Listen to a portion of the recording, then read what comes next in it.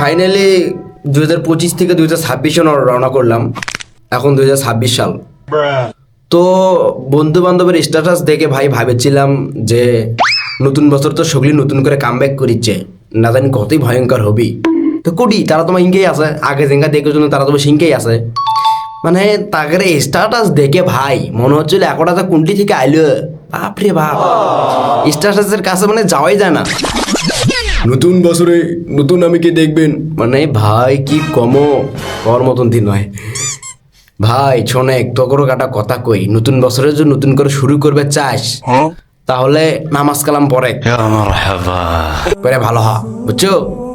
তাহলে নতুন করে নিজে শুরু করে পাবো। ইনকে বন্ধু বান্ধব সবারই জীবনে থাকে, আমার কয়েকটা আছে, ছেঁচড়া পোলাপান কয়েকটা আছে।